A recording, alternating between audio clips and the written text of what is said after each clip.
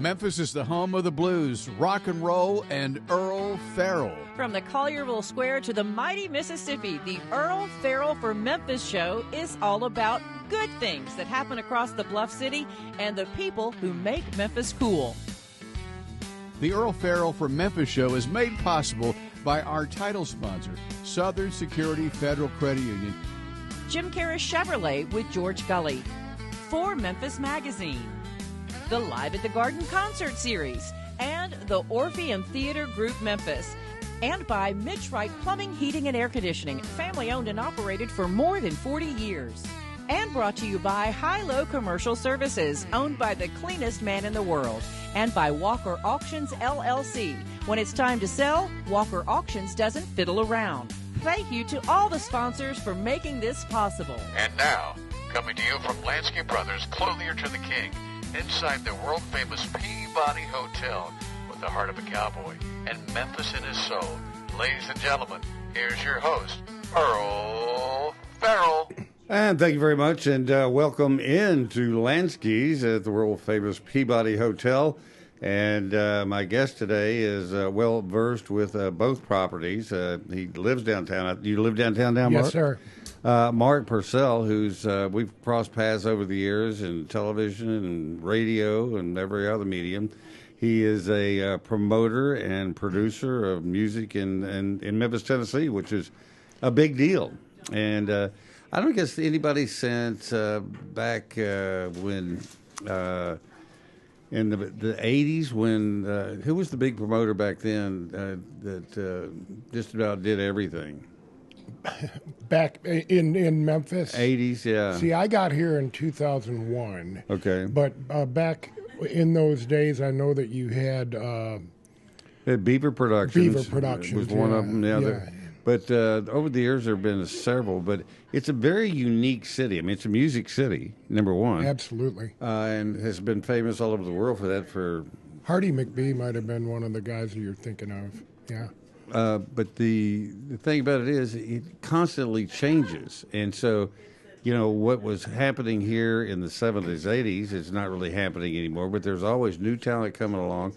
But I think that is the real challenge, because back when I had restaurants and we had booked bands into, you had to keep up with what bands are hip, you know? And that's where your talent is knowing where to put people and where the crowds will come. It happens all the time, you know. Some of the things we do work in one venue and don't necessarily work in the other venue. And I tell people all the time, you know, I'm an advocate, Amber Ray Dunn and our Memphis Songwriters group.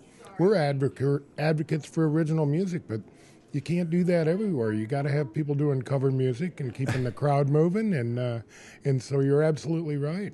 You also have a venue, South Main Sounds, which is down on South Main, just past the arcade. Correct. And a restaurant we just featured here recently, Juices. Yeah, juiced what you needed. Yeah, just what you needed, which is hard to say because you think you're saying something wrong, which you're really not.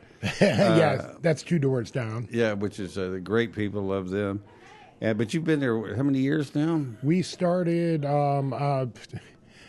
Harry Zapatos took me over there to see the vacant room that was Diage Art and had a crazy idea in March of 2015. I texted my friend Billy Block over there in Nashville. He's the architect of Americana. And I said, I got a crazy idea. I'm going to open up a songwriter room. And he said, go for it. You're going to be a tremendous success. So we'd been there 12 years. Yeah. Wait a second. Wow. Well, it's 26 now. 2015. Yeah. So we didn't have a lease for the first 3 months, but we kept packing the place. And then 2015, May of 2015 came along, and Ashley McBride came in there, and she packed the place out, had a great fan base, and she's gone on to have a couple #1 hits. Yeah. And that's kind of what we're all about. Sort of kind of like the Bluebird Cafe in Nashville. They have people come in and play, and you never know who's going to show up. And there's famous, there's the unfamous, and the never will be famous. So you can see a little bit of everything there. Yeah, just people singing their hearts out. How did you get to Memphis? I know you're from Michigan originally.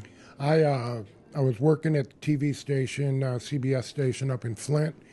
And two of my friends were involved in the sales staff just randomly at Channel 5. And at the time, what I would find out later is they needed a little help with the automotive accounts, and they also needed help relaunching Countdown on Beale. And so they said, you got to come down here, there's a position open. And I came down, and I just fell in love with the place. I mean, I'm from Flint, so, it was a step up for me, but something similar to what I grew up in. And I grew up in showbiz, so it's... Well, your dad was in the automobile industry, so that was your connection with cars and sales on that. You also went to SMU back in my neighborhood down in Dallas. And, in fact, I grew up in Odessa out in West Texas. Okay. Friday Night Lights, that's the high school I went to. And then I went to Texas Tech my freshman year and froze to death. I mean, it was colder than Canada. And then I went to Austin for a roundup in the spring, and it was like 75 degrees. And I went, I'm moving. We did a show. Amber Ray Dunn and I did a private Brett Michaels show in Big Spring. Oh yeah. And they had they bought up the town, and so I'm familiar with the look of West Texas, of Odessa coming in with all the oil rigs, and it's really an amazing thing. Yeah. The two things about Big Spring. One was they have a big rattlesnake roundup there every year, and they literally go out and get these rattlesnakes. You pour gasoline through a garden hose into their dens. They all start crawling out, and you catch them and take them and put them in this big wooden plywood corral. And these guys are actually walking around in boots in there, and they're striking their snake leg protection.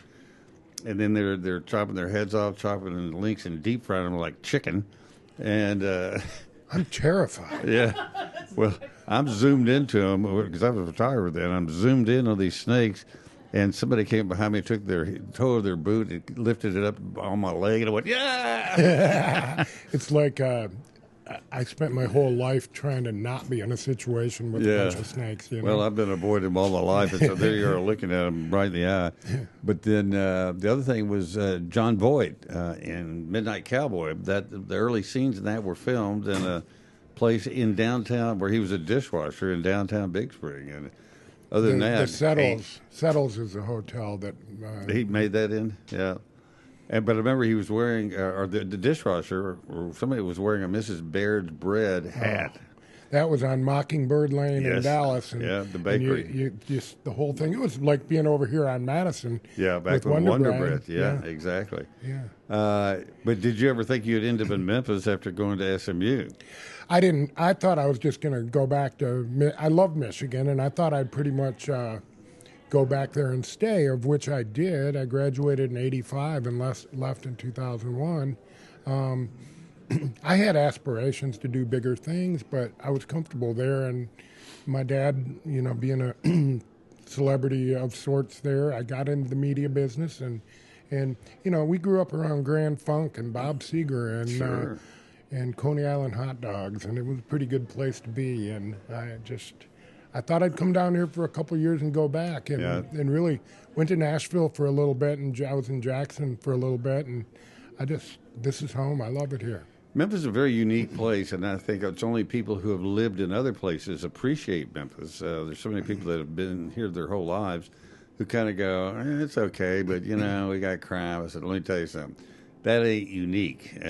Nobody's got a hold on crime. It's everywhere. But the people here are very honest, and if they like you, they like you. And you don't have to be rich. You don't have to be famous. If they like you, they like you. If they don't like you, if you are rich and famous, they won't hang around with you. I had there was a client, Ross Motors, down I think in Senatobia, and my boss when I got here was Jim Himes, and he was a high-strung East Coaster. You probably met him. Yeah, I know. And he was a great guy, though, and good at what he did. And this Richard Ross, I remember him saying, Jim, son, you're down in the South now. You knock on the door. And if they want you to come in, they'll nudge it open. Don't be kicking it open. No. And don't start telling what to do the minute you meet them, because they go, Now I ain't listening to you anymore. They may act like they don't know everything, but beneath that Southern charm, and that's what a lot of it is. It is. And people come down and visit. I get people every day that are saying, "Wow, this is really something. The food's great. The people couldn't be nicer." And then you tell them where to go and what to do, and they're not what to do, but the things that are happening. Yeah, and I always say it's like you got to go to Gus's Chicken. Mm-hmm. You got to see the Peabody Ducks. And you got to go to Sun Studio. After that, it's gravy. Well, and it's so diversified. There's so many different aspects to Memphis. If you were to take somebody, and I know every corner of it, covering news here for almost 50 years.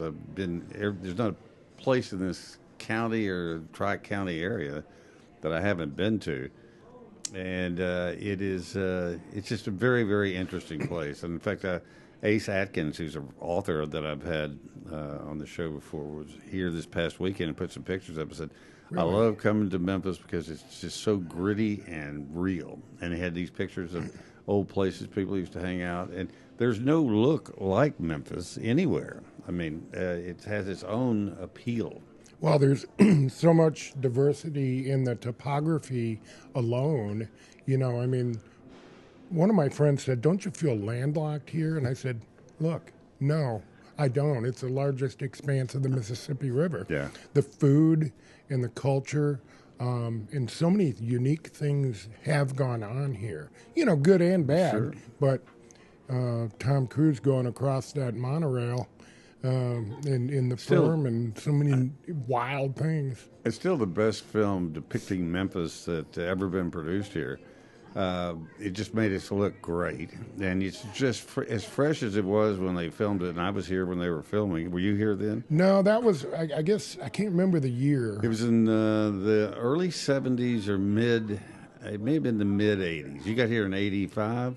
I didn't get here till 2001. Yeah, you were graduating from college in '85. Yeah, but I would. This was halfway, pretty much, between Dallas and Flint. So yeah. I would stop here. I had friends that lived here, and so I would stop here upon occasion and spend a night or two. And I got some indoctrination to the city at the time, but I had no idea that it was foreshadowing to my future, you know. Well, let's talk a little bit about your future. South Main Sounds, and we mentioned that a minute ago. Do you know our future already, Earl?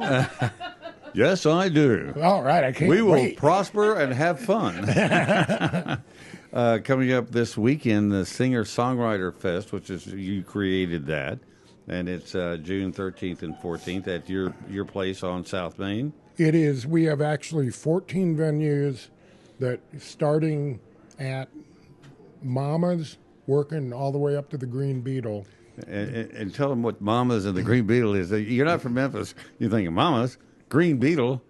Mama's is a dive bar off of I-55 in Crump. And I don't think that I would have gone there when I first moved here, but it's become a real staple of great food and music. Isn't it over there by what used to be Deacon Alley Beer? It is. It's right across the street. It used to be a little grocery store that you could buy beer at. There did. And then they started serving chicken and everything else, and it became quite a highly held place to get food. Then it became Dirty Crow. Yeah. And then Mama's. And then really you go into Main Street and you pass South Main Sounds and you go down about 4 blocks and the Green Beetle's on the left. And there's another place that's got a storied history. You know, I've heard the story about Hank Williams' last binge took place at the Green Beetle, and he was there for about 3 days. Okay. And there was a liquor store right next door that had a pass-through window. Yep. And if you wanted to buy another bottle of booze to keep the train rolling, you just went over that window and they passed you a bottle of whiskey through the window. And he stayed there 3 days. His next stop was Knoxville. He gets to the back of his Cadillac, and they hire some kid to drive him to Kentucky, I think, is where he was going. Okay. And that's when they found him dead in the back seat when they pulled the car over in the heavy rain. And that was the end of the Hank Williams story. Well, I was listening to Jim Lauderdale and Buddy Miller on radio earlier, and they were talking. They did a Bob Dylan cover of a Hank Williams song, and I had no idea what an influence Hank Sr. had on Bob Dylan. and they said, wouldn't it have been amazing if Hank would have just lived a little longer, what those people would have come up with, and what Johnny Cash and Willie and Hank would have come up with. Well, it is, and then the other story that I love is the Lucille and Ricky Ricardo. His real name was Lucille Arnaz, and he was his first name Arnaz. Desi. He used to bring his band here and stay at the Chisca Hotel. But if you were performing there and staying, you couldn't eat in the restaurants or drink at the bar because you were basically an employee. So he would go across the street to the Green Beetle, and whatever he ordered, a steak and a beer, which would be about $1.50, he would leave the same amount to tip, which never happened. Right. You know? And I mean, he was a big spender for the big city. They loved him at the Green Beetle because he loved going there, and he ate all his meals when he was in town there. You can see there's a menu on the wall where you got a steak and a potato. I can't remember if it was spelled right or not, but the whole thing was about $2 including a drink. And I don't know if they had alcohol at the time, but there was a liquor store, you're right, next door, Frank's. There's we're going to be talking about this later. Back in the day when I moved here, 1978, first place I went was Trader Dick's down on Madison, and women had happy hour. Women could get in, had free appetizers and mixed drinks for 50 cents each. Wow. Wow. And then the men came in? Yeah, but we paid full price, which wasn't much then, but it was all I had, you know. Yeah. So. But so then we got the Singer Showcase that's coming up this weekend, and this is one of the people that will be performing? That is actually next Saturday, but Shannon McNally is a very accomplished guitar player, blues artist, and again, an Americana artist. She's played with down in Clarksdale with all those blues players. And at Ground Zero. Yeah. And then she toured with Mike Campbell, the Heartbreakers. I was at a private show we were putting on in Atlantic City, and I had Shannon on text, and she said, "Hey, tell those guys from Blackberry Smoke I want to play with them next." You know, it wasn't long after that Mike Campbell from the Heartbreakers got in touch with them, and she ended up touring with them for about 2 years. Wow. So I feel good about that. And it's not the same Mike Campbell. I have a friend in Odessa who's a writer, performer. His name is Mike Campbell. In fact, he has sent me a song the other day. I'll send to you and see what you think. Sounds about good. What are artists, when you contact them about coming to Memphis, or you find out they're coming, you try to book them in some other places while they're here? Because that's what a lot of people do, that the people not in the business don't know. If you're going someplace, you say, okay, we get there, we got that date. Can we get a couple other dates around it so we don't have to move again? That's really the key to the whole thing. My producer, who's no longer at South Main Sounds, Brad Mathern, used to call it the trifecta. Yeah. Because we'd get somebody to play South Main Sounds, which is tips, and then they'd play either the Green Beetle or the Dirty Crow for decent money, and then on Saturday they'd play the Farmers Market, which is where I really got my start booking music. But so now we've got even more places that we throw that trifecta into. It is a good thing, I think, about Overton Park Shell. It's no longer the Levitt Overton Park Shell because they book their own acts through their system, and now it's really kind of an open venue again. Correct. Yeah, the free concert series over there has opened a lot of local musicians and regional musicians to a larger stage, because they're not gonna pay. They do still have some of those big name acts, but it's really a showcase for local and regional acts to perform on that stage. Which is one thing that I've always loved about Memphis. Is you go out and more so than the old days when I first moved here in '78. You had Solomon Alfred's, you had Bombay, Hot Air Balloon, Silky Sullivan's, Huey's, Trader Dick's.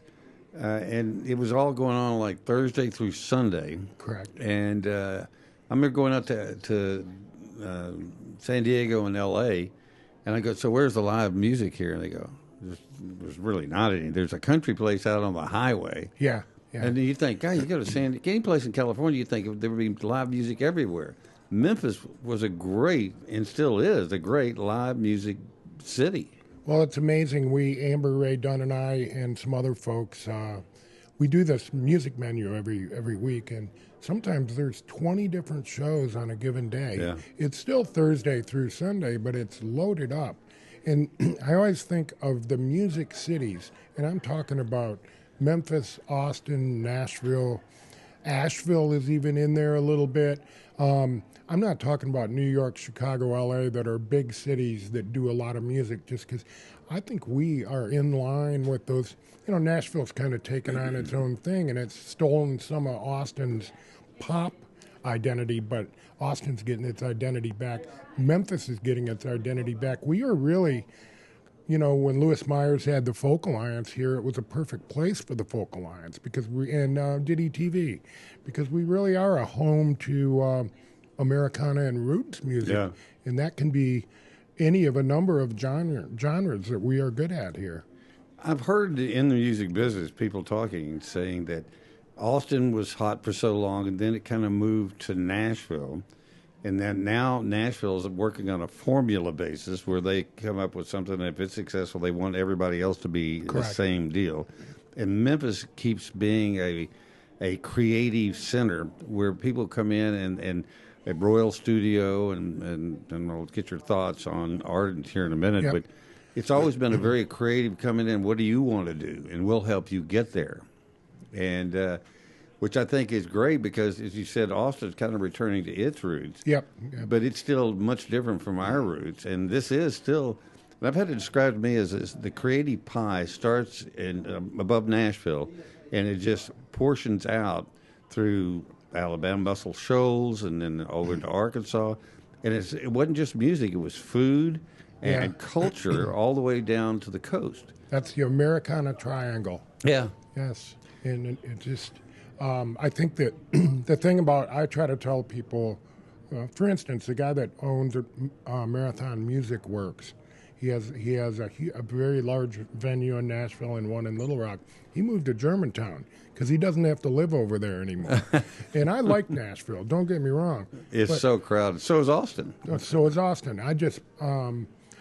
I think one of the things our administration can do, and a lot of other people around here can do, is convince people that you can live in Memphis and record in Nashville. You do not have, I don't want a population explosion, but I want some of those creatives to come here that are struggling over there. And it's so expensive. It's now more expensive to live in Nashville than New York City. And that's for anybody. You have a space like you do in South Main, it'd be like having something in Manhattan. And so they're pricing themselves out. Just going there for a weekend. You were there this weekend. What was the motel or hotel cost you? I haven't seen my bill? overall bill yet because my friend Mike got it on points, but then I pay him.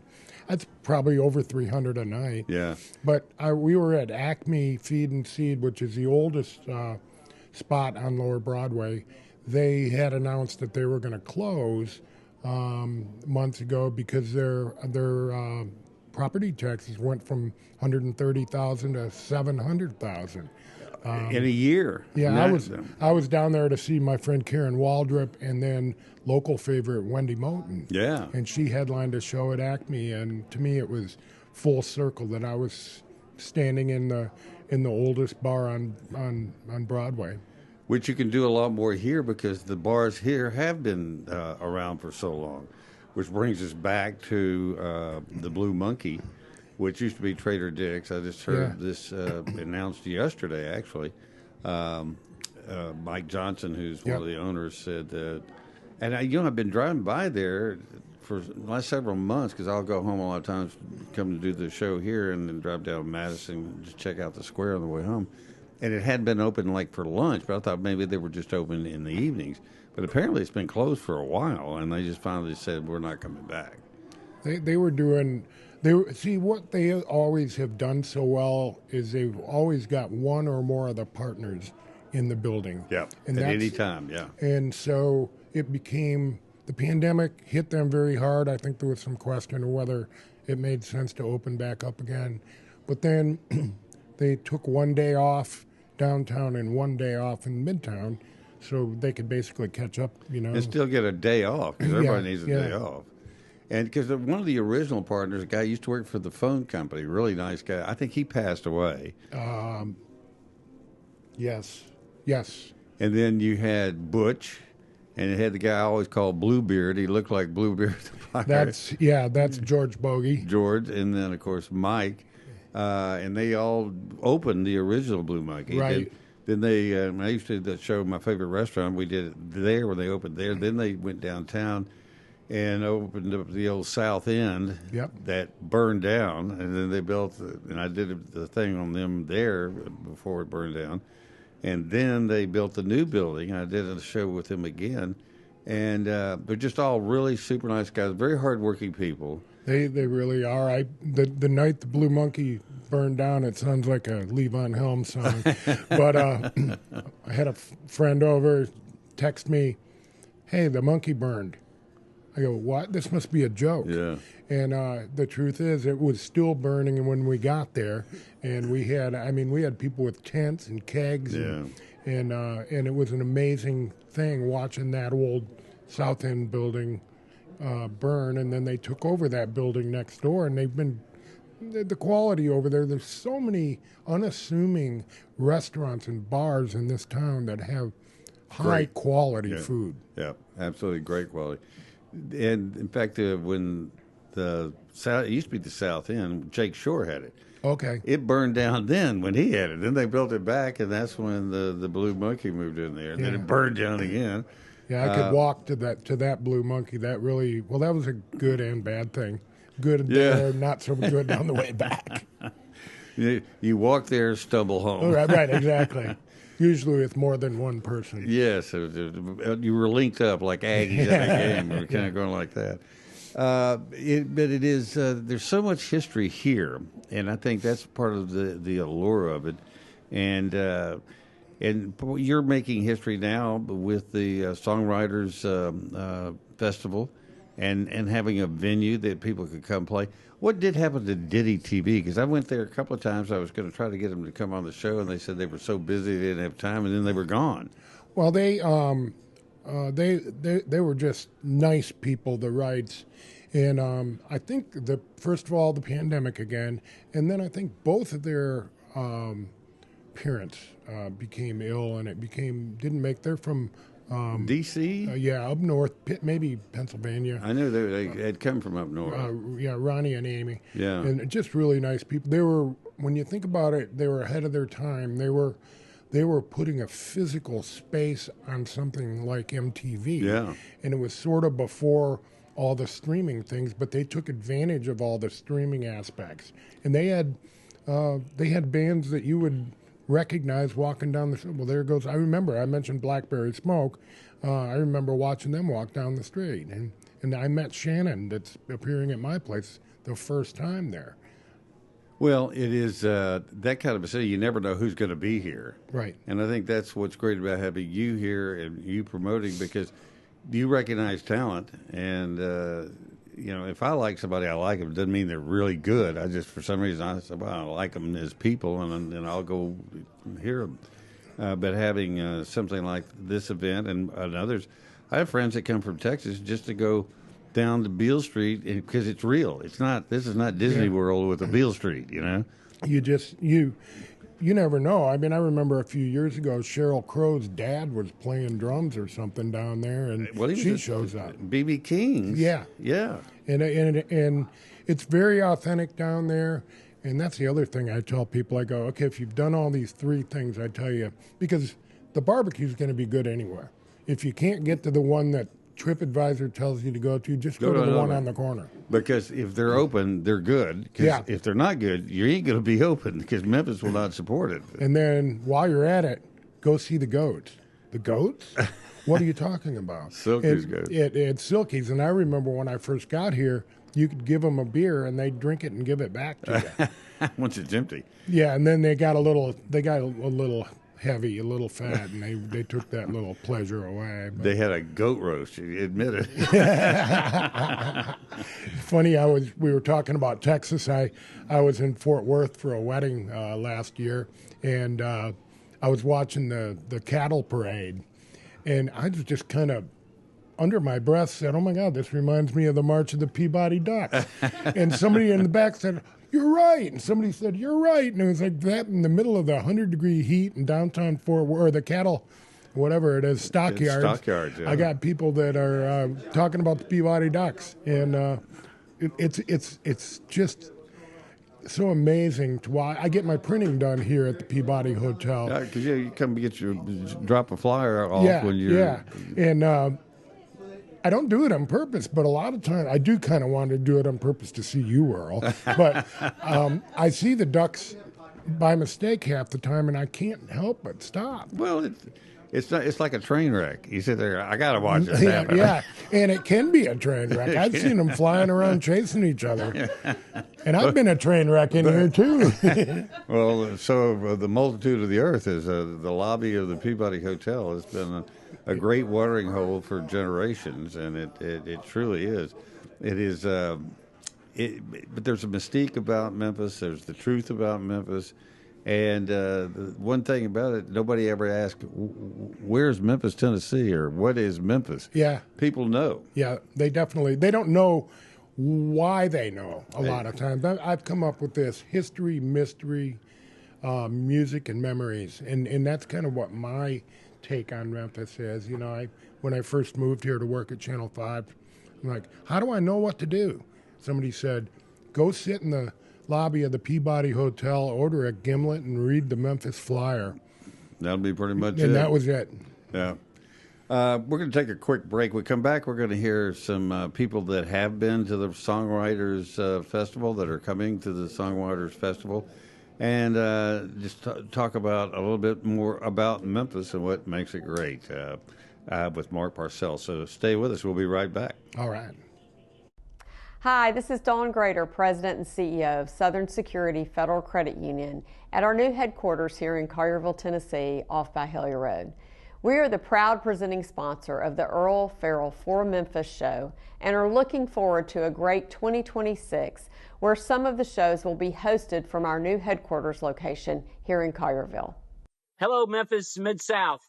And first, I'd like to thank you for visiting with Earle Farrell Memphis today. And we want to support him just like you do. I'm George Gully, one of the sales managers at Jim Carey Chevrolet. We've been in business here in Memphis for over 75 years. I've been associated with the company for almost 25. And I'll help you find the right car, truck, or SUV here at not only our Chevy store, but also Buick, GMC, Nissan, Subaru. We can help you find that right car. Keep watching, Earl, and come see me. Thanks so much. Hi, I'm Mitch Wright. And I'm his son, Mickey. And we're the owners of Mitch Wright Plumbing, Heating, and Air. And proud sponsors of the Earle Farrell for Memphis show. We're thankful to be part of the Memphis community. We've been in business for 42 years, taking care of people and loving the people of the Mid-South. Hi, I'm Jamison Totten, the director of Live at the Garden and the Radiance Amphitheater. Hi, I'm Olivia Wall. I'm the director of marketing communications at the Memphis Botanic Garden. We've got a great season coming up for you this year. We've got Alabama to start out. Next up, we have Little Big Town. After that, we have Deep Purple and with special guest Kansas. Coming up, we have John Legend. Next, we have Kool and the Gang and Patti LaBelle on September 18th. Our last show will be a great show. So come on out, bring your cooler, your friends, your drinks and your food, and have a great time at Live at the Garden under the stars. Hi, I'm Brett Batterson, President and CEO of the Orpheum Theater Group in downtown Memphis. We are so pleased with our partnership with the Earle Farrell Show and very happy that he is broadcasting live from Lansky's at the historic Peabody Hotel. We're all here to make Memphis better. This is Lance Walker, Fast Talker with Walker Auctions. You're watching Sean McMahon with Walker Auctions. We're setting up a business inventory auction, and this business is not going out of business. They're just reducing their inventory. If we can help you, give Walker Auctions a call, 901-493-1936, or go to walkerauctions.com. Hospitals ask him for advice. Janitors ask him for autographs. He once cleaned a mirror so well it became a window. He once cleaned a subway pole, and crime dropped 40%. He has never once read the instructions on a bottle of shampoo. The shampoo already knows what to do. Even bleach thinks he overdoes it a little. Soap companies use him as the control group. Even his shadow practices good hygiene. He once cleaned a public restroom.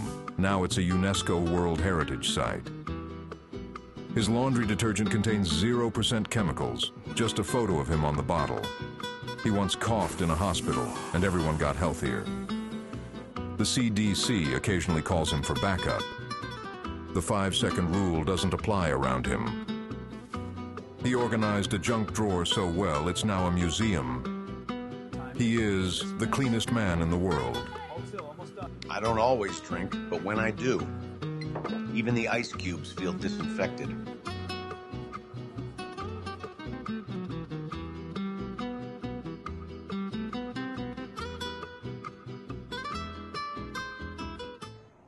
And welcome back.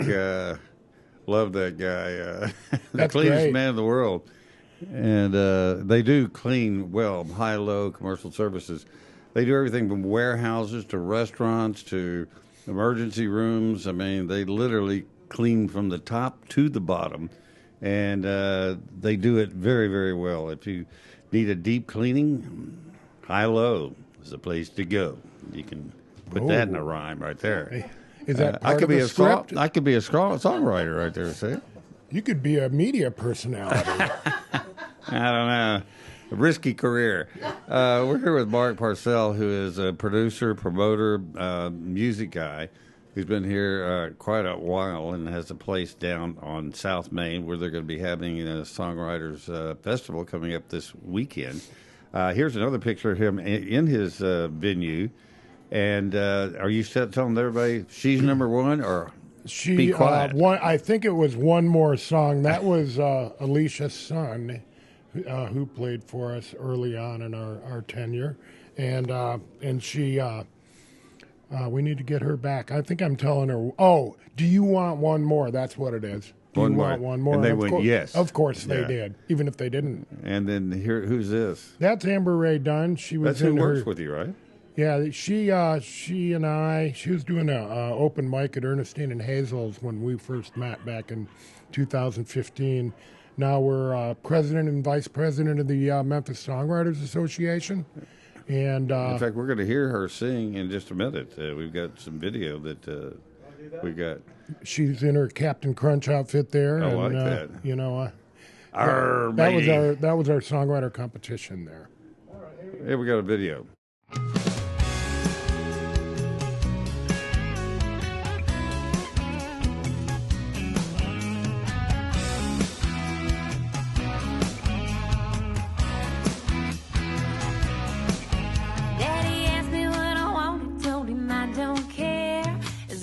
She drives good and flies to the air.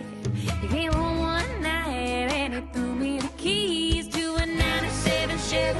I fell to my knees. Mama told me to be careful after slamming the door. Couldn't wait to lose the top, push the pedal to the floor.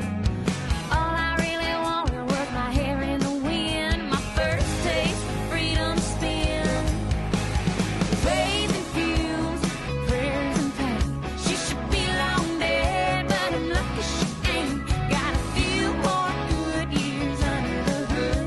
Folks are saying I should trade her, and I guess I should. And I could, but I can't. 'Cause she's a silver tea topping just that Jane.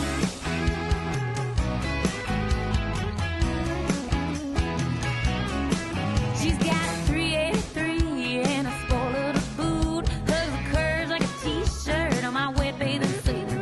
Take an open road in the hot summer sun. It's gypsy all I want and it's just begun. Faith and fumes, prayers and pain. She should be long dead, but I'm lucky she ain't. Got a few more good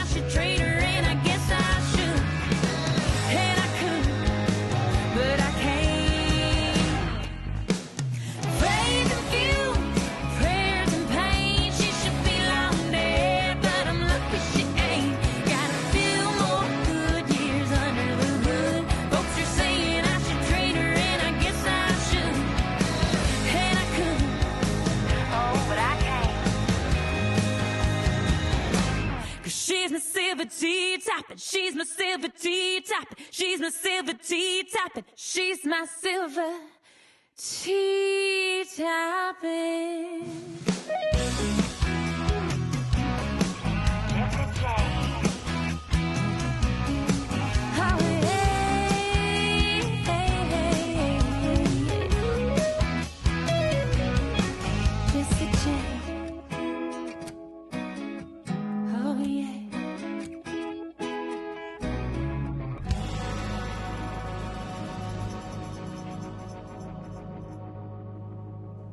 Amber Ray Dunn, very impressive, and she's vice president of the Memphis Songwriters Association. She and I traveled to Nashville for a couple years to put this album together, and that was one of the feature songs. I love it. I love the song. I love her.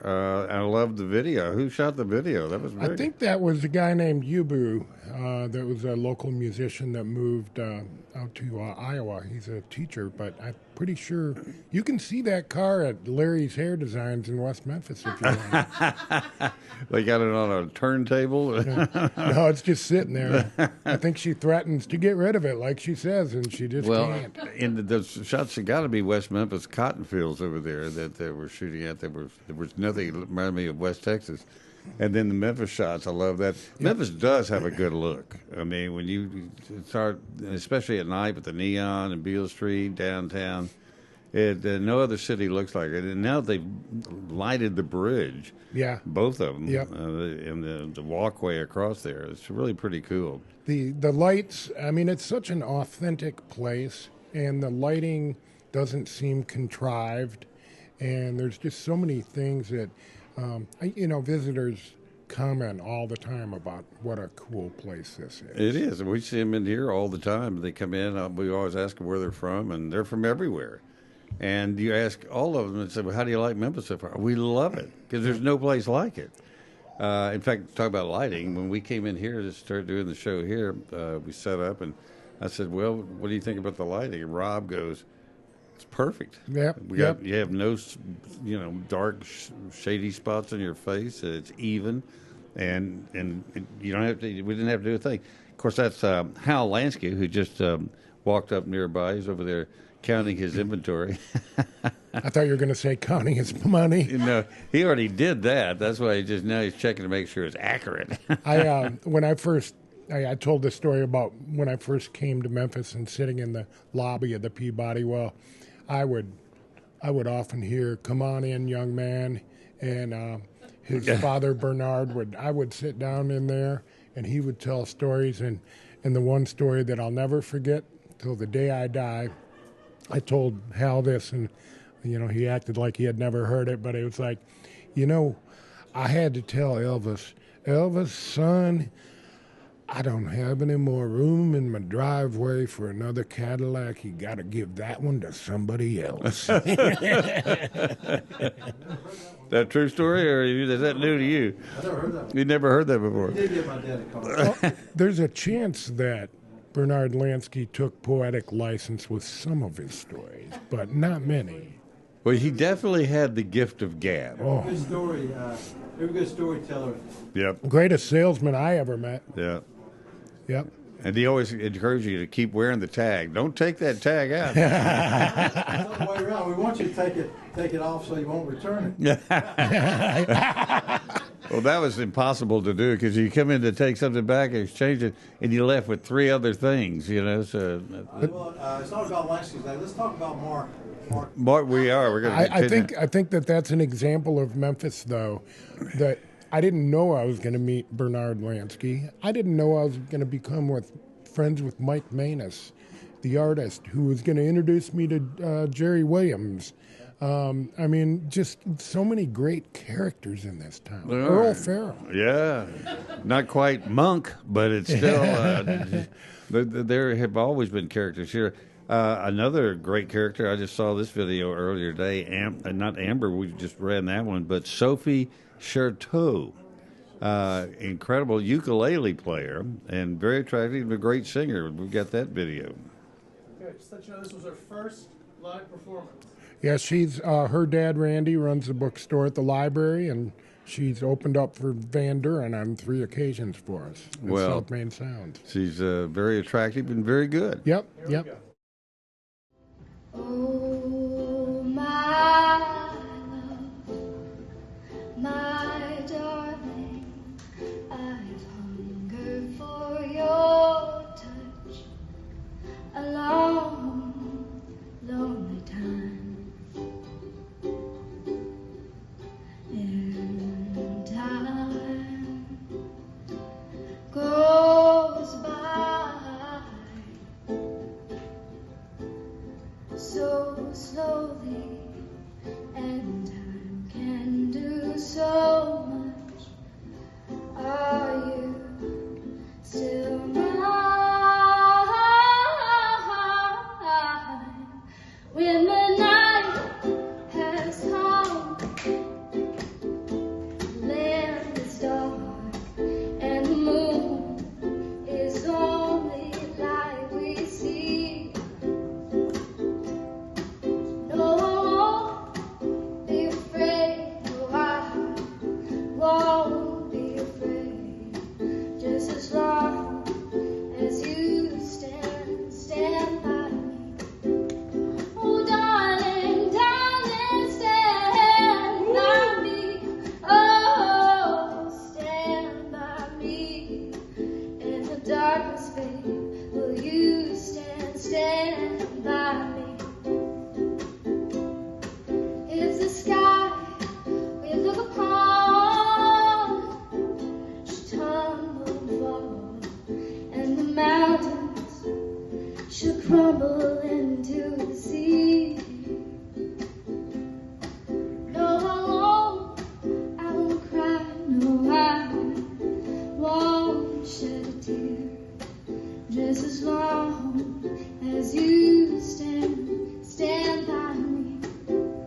Oh, darling, darling, stand by me. Oh, stand by me. In the darkness, babe, won't you stand by me? Whenever you're in trouble, won't you stand by me? Stand by me. In the darkness, babe, will you stand right by me? Wow. Very good. That was shot by the esteemed members of this crew. As in the name of Rob, who said, I was just happened to be there that night, and she came on and he said, I'm filming this. So you recognize Nice this. job, by the way. Yeah, it was very good. In fact, I was looking at your set, which I really love because it's so Memphis. I've got something for your set. You don't have to use it. Jimmy Ogle gave it to me years ago. My first restaurant I ever had was down the river called the Sunset Cafe. Okay. And it's a life preserver with the Sunset Cafe and the rope, and it's really cool. But it's a little piece of Memphis history I think would look good there. So those places down there, I think I was after that. It was, I guess, Joe's Crab Shack down. Was that kind of where it was? there was a place that opened up to Captain Bilbo's. Captain Bilbo's, yeah. We were down at the bottom of Beale Street. Okay. And you parked on the cobblestones at an angle, so your car is like listing, right? Yeah, uh-huh. And so these old people who were like younger than me now, but they'd get out of their cars, they'd open the door, and it was such an angle, they'd roll out of the driver's seat. And I go, "You're not on our property yet." But it was kind of a Jimmy Buffett style place, tin roof and screened in, and had some outdoor tables with umbrellas, and it was a really cool place. We had one of the items, and we had a drive-in window for boats, and we had one of the entrees was called Cat in a Sack. Oh, nice! And it was catfish, and it had hush puppies and fries. Nice. And but you could buy beer, drive through the thing. But it was a cool restaurant. But it was cold in the winter and hot in the summer. Well, I'm so glad you came in today. I do want to talk about one more thing, though. we talked earlier about the Blue Monkey, and then that it's only they're open 1 week here. This last week, I think it closed on the 19th. Yep. And then it's just going to be downtown. And then the other thing I wanted to mention was give to my promo for today, and. Well, we have a benefit concert for my friend Deion James. That's at one of our great new spots, Flyway Brewery, on Saturday night. So this, yeah, this. Oh, and the Yeah, and here, let me get. Get the flyer. But the Songwriter Fest on South Main, we are kind of extending because Dion had a fall, and he's doing good now. He's back to work and back to playing. He's on the Memphis Songwriters Association board as well, and so that's all day on Saturday at Flyway, in addition to what's going on with the Songwriter Festival. Beth's trying to get Earle to find the right slide here. There it is, benefit concert and fundraiser. Yep. It was at the end of the row. Well, thankfully he wasn't. He's making it out of there pretty good. He's a good friend, and he is very much like John Prine. Oh, wow. In his delivery, and so we're really happy to support that. Well, you got a lot going on. In fact, you were saying, I hope I can remember everything. And so I can't. That's why I wrote it down.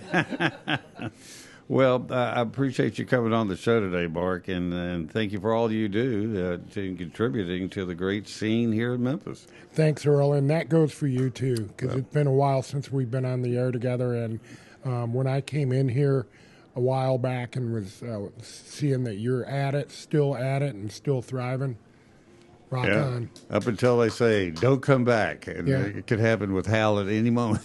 Oh, no question. Could be bad for business. Mark Parsell, thank you, sir. We'll have you back soon. Thanks for everybody. And bring one of your people. We want to start having the local talent come on. Sounds great. All right. That is our show for today. Thank you for tuning in, and we'll see you next time.